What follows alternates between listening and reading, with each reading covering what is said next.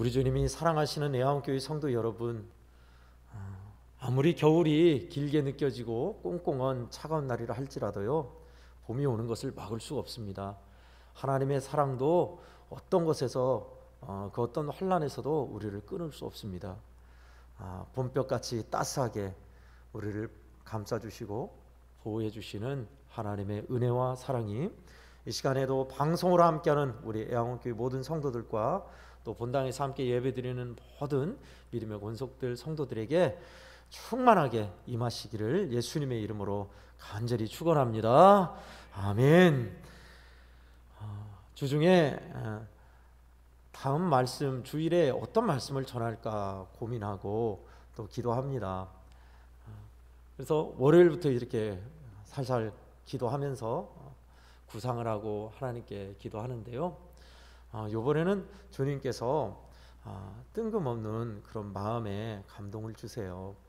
그래서 우리 성도들 생각하면서 주님께서 부르십니다라는 그 제목부터가 먼저 딱 갑자기 생각나더라고요. 어디 어느 목사님 설교집에서 보았던가라고 찾아왔는데 그것도 아니고요.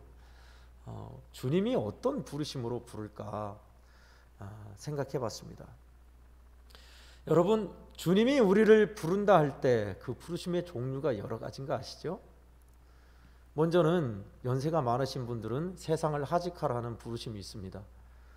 우리도 다 그 부르심을 받을 겁니다. 그런 부르심이죠. 너 이제 세상에서 나한테 와 하고 주님이 부르면 모든 것 중단하고 손 놓고 갈 수밖에 없는 우리입니다.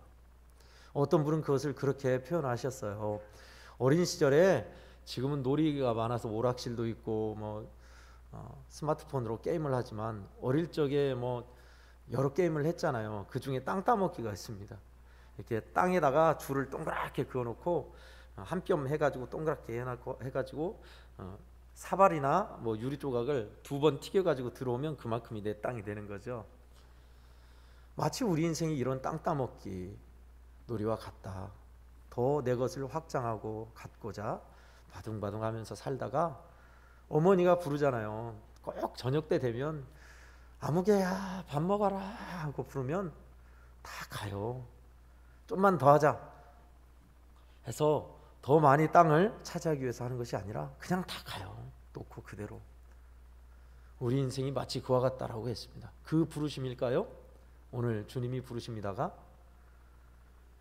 아니면 우리가 생각하는 일반적으로 부르는 세상에서 방황하고 내 마음대로 살고 또 믿음의 길을 잃어버린 우리를 주님께서 너 이제 이 믿음의 자리로 와 하고 우리의 마음을 사로잡고 믿어지게 하셔서 이 예배하는 자리에 놓으시는 부르심일까요? 그것을 콜링이라고 합니다.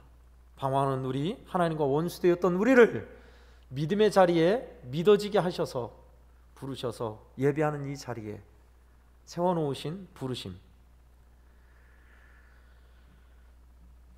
부르심을 받았는데 그럼에도 불구하고 하나님의 뜻을 불순종하고 세상으로 나가는 우리를 잃어버린 양을 찾아 부르시는 목자의 부르심일까요?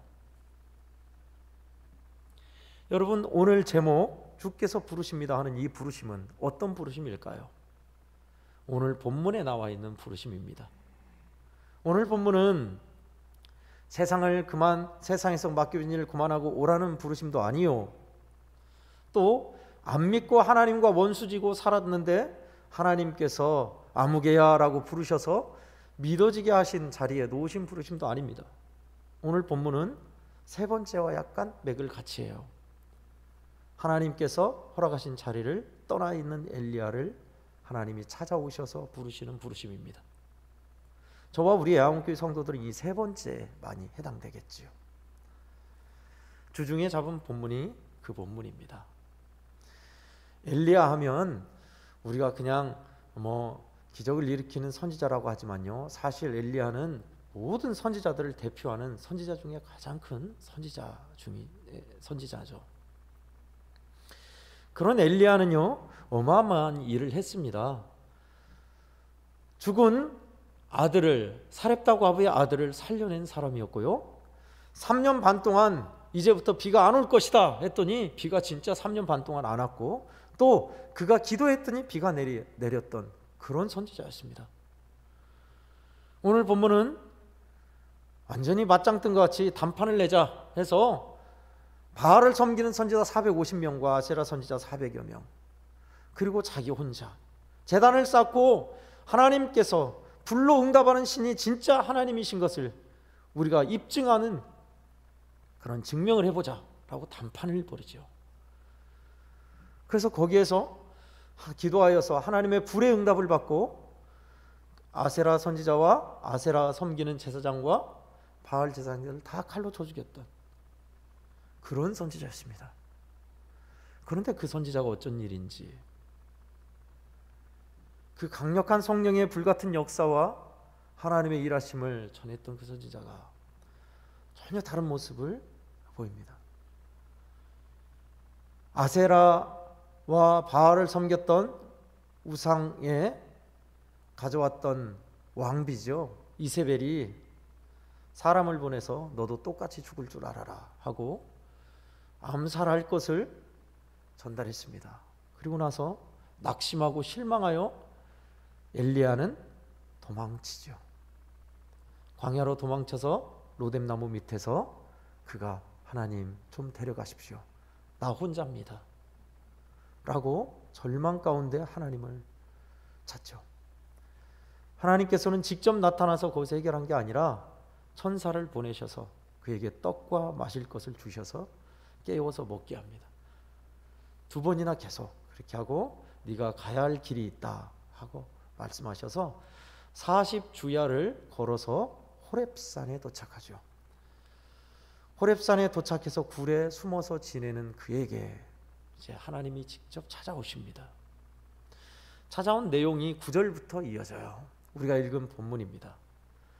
하나님께서 엘리야를 부르십니다. 네가 어찌하여 여기 있느냐. 그것이 첫 번째 메시지, 부르심이었습니다. 네가 왜 여기 있느냐 한 번만이 아니라요, 9절에서 13절에서 2번이나 연속 하나님은 그 물음을 묻고 계십니다. 네가 왜 여기 있느냐. 여러분, 하나님과 엘리야의 대화를 자세히 보면요, 대화가 자연스럽게 주거니 받거니 하는 자연스러운 흐름이 아닌 것을 알 수 있어요. 눈치챌 수 있는데 대화가 좀 툭툭 끊긴다 라는 느낌을 받아요. 그도 그럴 법합니다. 왜냐하면 의미가 서로 소통하지 않기 때문에 그래요.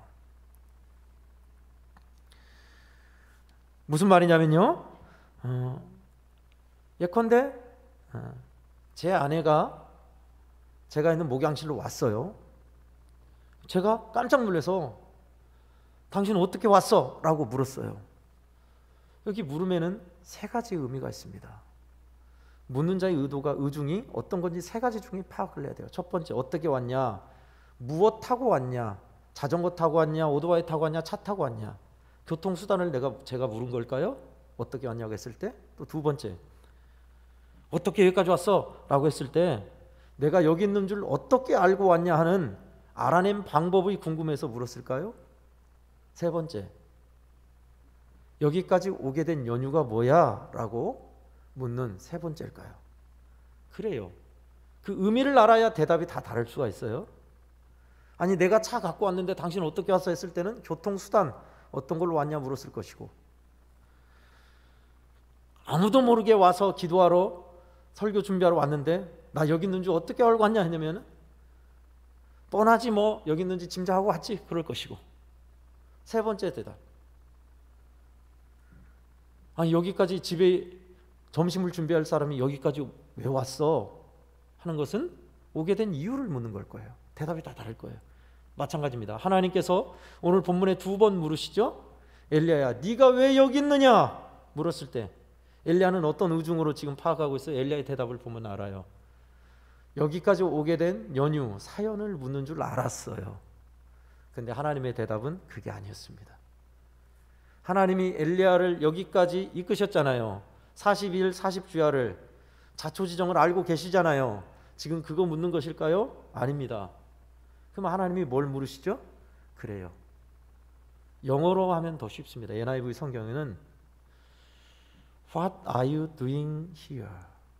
너 지금 여기서 뭐 하고 있어? 그 의미예요. 이제 이해가 딱 되시죠? 하나님의 물음의 의도가 뭔지. 너 거기서 뭐 하고 있는 거야? 그 물음이에요. 그 부르심입니다. 너 거기 있을 자리 아니잖아. 너 왜 거기 있어? 그 말씀이에요.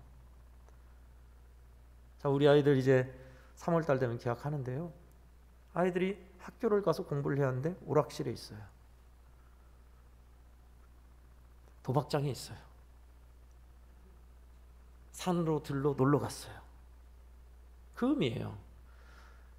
야, 이 녀석아, 너 거기 있으면 안 되잖아.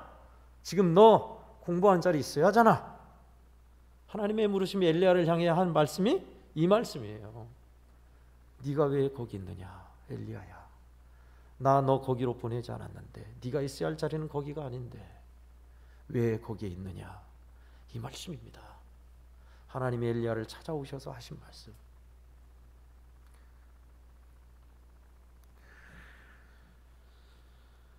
네가 있을 자리는 여기가 아니잖아.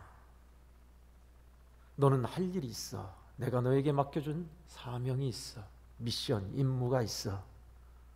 너는 이 굴 속에서 피해서 떨고 있을 사람 아니야. 하나님은 그 말씀하고 있습니다. 그리고 다시 임무를 주시죠. 아람 사람 하사엘에게 기름부 세워라. 북이스라엘 왕을 새로 세워라. 예후를 세워라.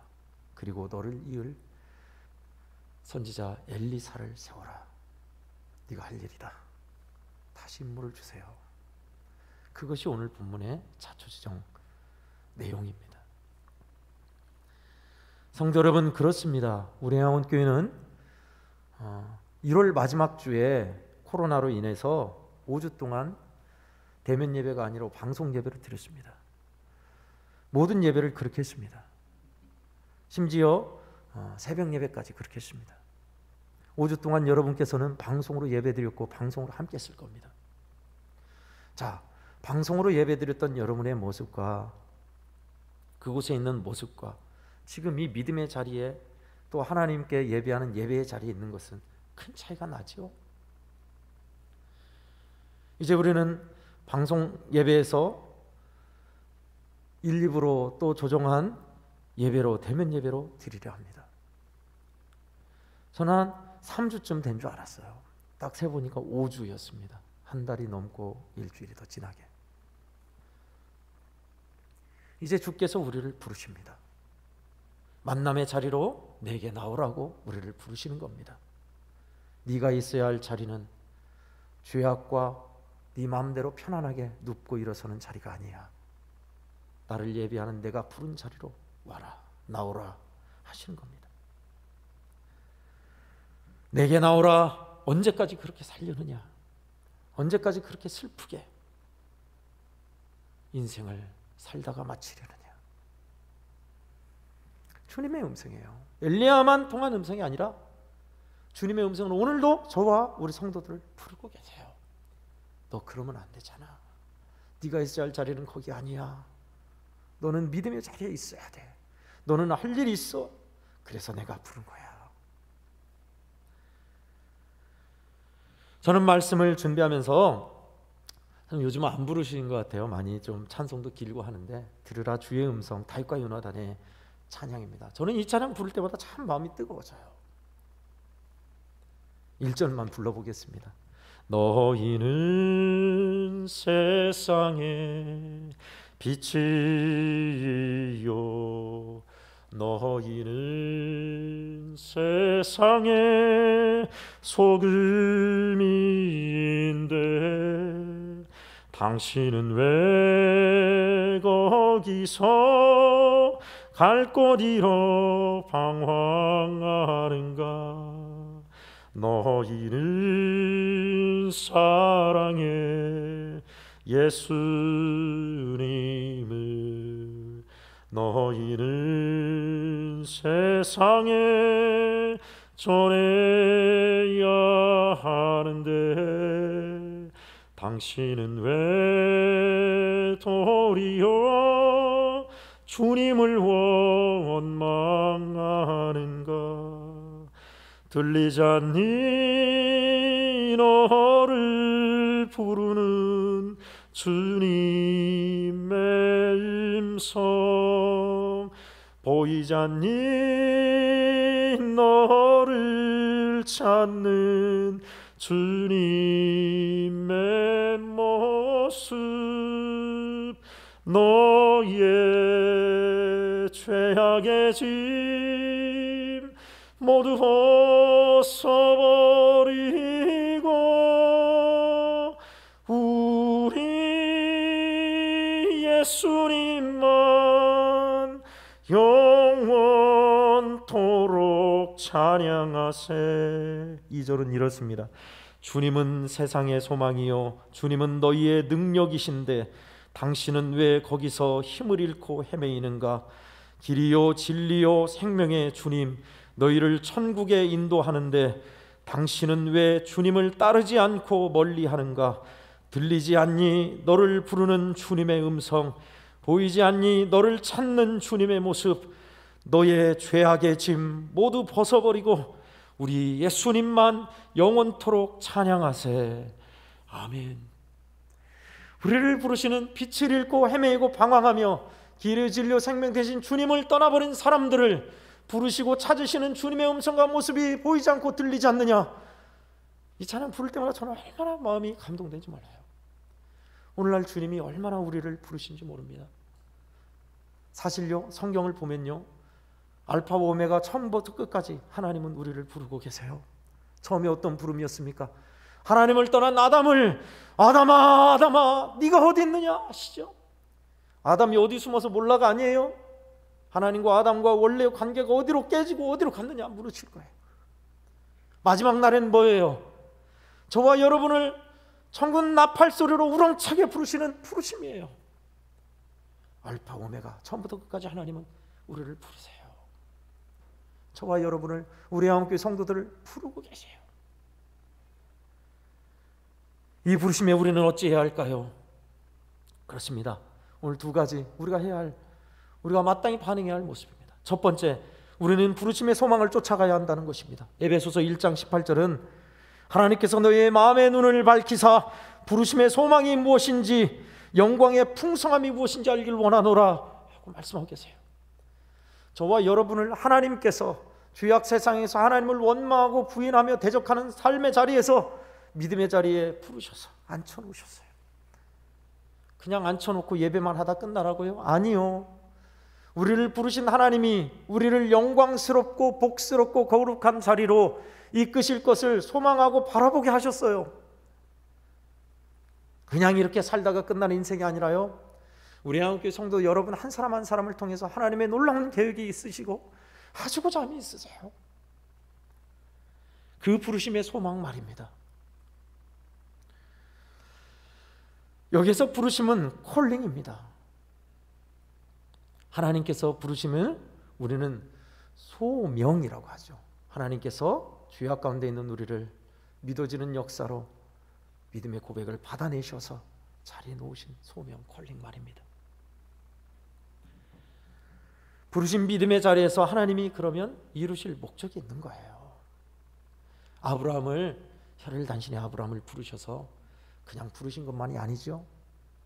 약속하셨어요. 언약을 맺으시고 약속하셨어요. 저와 우리 성도들도요, 하나님께서 의미 없이 그냥 부르신 인생 없어요. 하나님, 살 만큼 살았습니다. 저를 데려가십시오.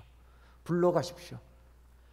그런 엘리야의 모습을 하나님은 우리에게, 너 아직 할 일이 있어. 내가 너를 부른 것은 이렇게 의미 없이 부른 게 아니야 라는 말씀이죠.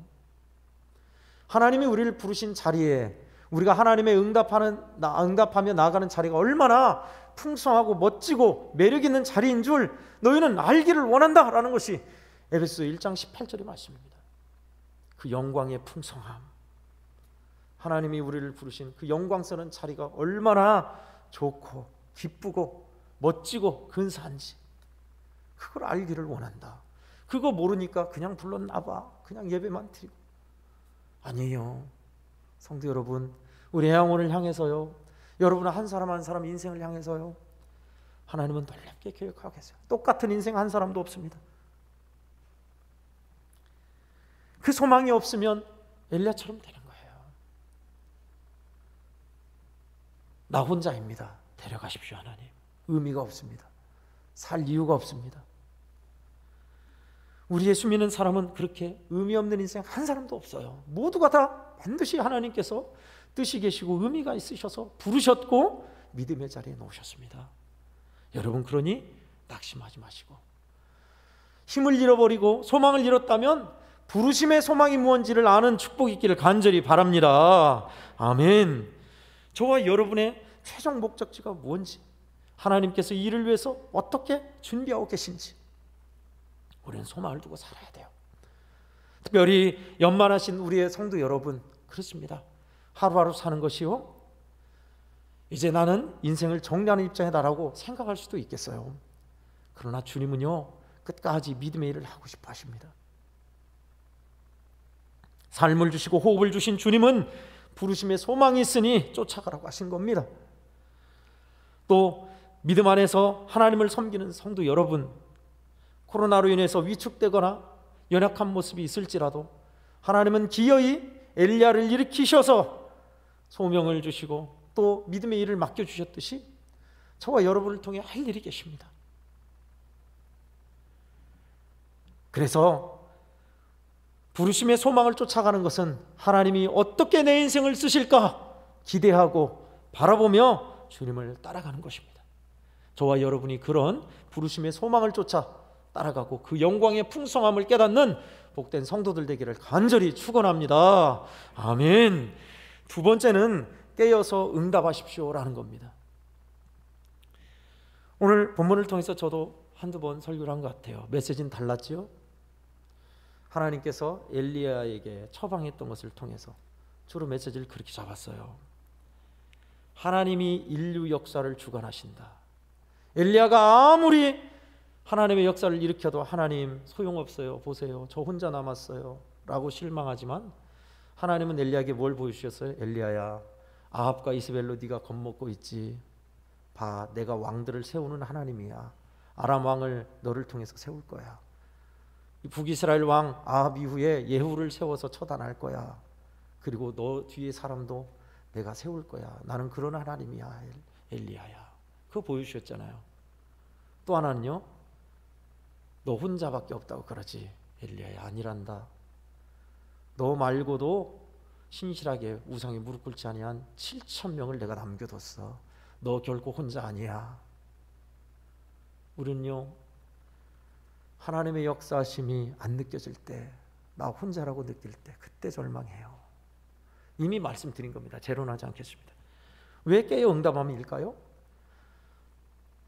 하나님께서 말씀하여 주시고 메시지를 주시고 엘리야를 찾아와 주신 것은 그 사랑으로 말씀으로 맡기실 일이 있어서 가르쳐 주셨어요. 근데 엘리야가 거기에 응답하지 아니하고 못 알아듣고 계속 데려가십시오, 나를 죽여주십시오 하면 일은 이루어지지 않아요. 끊임없이 하나님은 엘리야를 먹이고 입혀서 힘주시고 하나님이 어떠한 분이신지 강력한 위엄과 사랑으로 역사하시며 세미한 음성으로 말씀하시는 그 하나님을 만나죠, 엘리야가. 그리고 다시는 데려가십시오 그 소리 안 하고 끝까지 하나님께서 맡겨주신 임무를 완수합니다. 그리고 하늘로 올라가지요. 여러분, 저와 여러분이 믿는 하나님은요, 참 지극하시고 멋지신 분이세요. 절망 가운데 하나님의 말씀을 전하고도 더 범죄하고 주님의 말씀대로 살리라 다짐한 만큼 더 비참해지고, 그게 우리 현실일 때가 많아요. 야, 이번 주엔 진짜 하나님의 말씀 맞아, 나 그렇게 살 거야. 얼마나 뜨겁게 다짐하고 나갑니까? 그러나 우리의 다짐과 결심이 일주일을 못 지나잖아요. 이틀, 3일 지나다 무너지고 희미해지고 잊어버리고, 주일 예배대에 올 때마다 또 하나님, 나는 은혜 감당 못하고 죄 짓고 왔습니다. 어쩌면요, 이렇게 죄인일 수밖에 없는 우리를 고백하는 걸 하나님 참 기뻐하시는지 몰라요. 그러면서 또 말씀하시잖아요, 저와 여러분에게 끊임없이요, 끊임없이 아마도요, 우리의 완성된 모습 80%, 90%, 100%까지는 안 해도 완성된 모습을 보는 것보다요, 하나님께서는 하나님의 말씀을 듣고 다짐하고 해보려고 하는 것을 더 기뻐한지 몰라요. 예, 그렇죠. 그것을 하나님의 은혜에 대한 응답이라고 보시면 됩니다. 깨어서 응답하는 사람, 하나님이 사랑으로 내게 오셨을 때 그 사랑에 나도 응답하며 그 은혜에 응답하며 말씀에 응답하며 사는 자세, 그것이 바로 깨어 응답하는 모습입니다.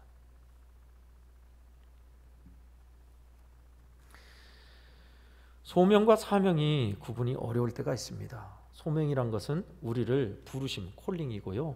사명이란 것은 임무, 미션입니다.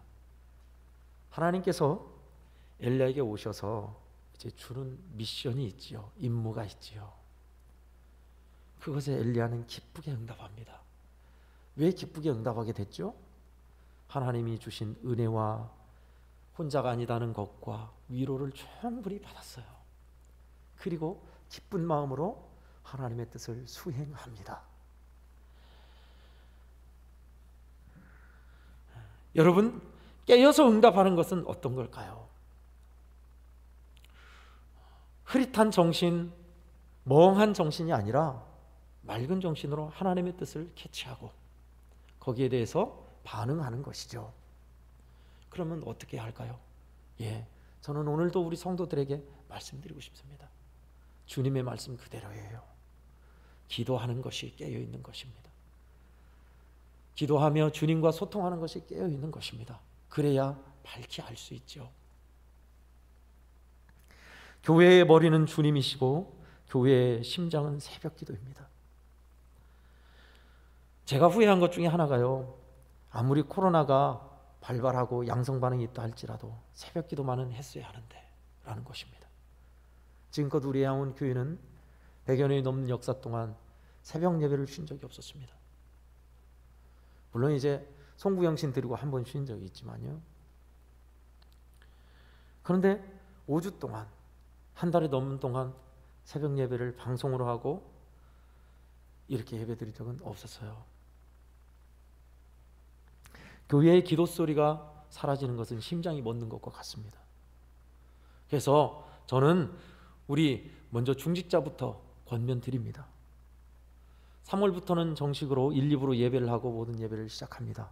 그러나 하루지요. 2월 28일 지나면 3월 달인데 월요일부터는 우리 중직자 여러분 믿음의 자리, 기도의 자리 이제 나오십시오. 거리 두기를 해서 기도 충분히 할 수 있고요. 더 이상 이제 방송으로는 드리지 마십시오.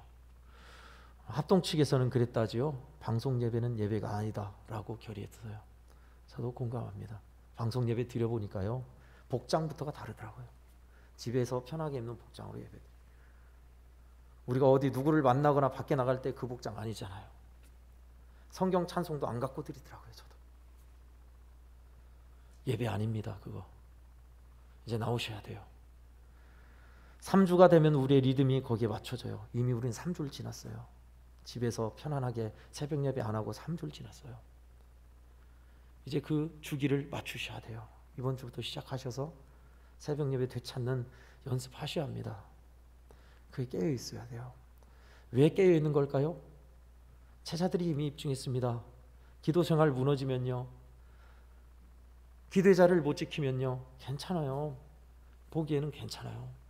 근데요, 시간이 지나면 섭섭마귀가 잡아서 시험에 들고요, 원망을 하고요, 큰 환난과 어려움이 있으면 믿음 떠나게 돼요.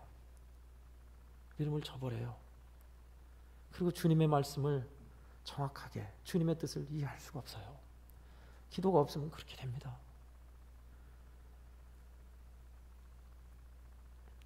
깨어서 응답하는 사람, 기도하며 하나님의 말씀을 듣고 은혜를 받는 사람 말입니다. 주님은 우리가 그러하길 원하십니다. 언제까지 잠들고 있으려느냐? 이제는 일어나라. 달리다굼 소녀를 일으켰듯이 우리의 영혼을 일으키고 싶어 하세요. 우리는 주님의 이끄심과 말씀하심에 응답해야 합니다.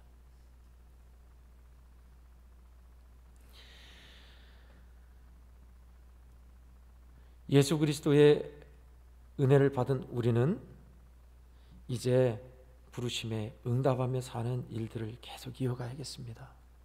지금껏 해오셨지요.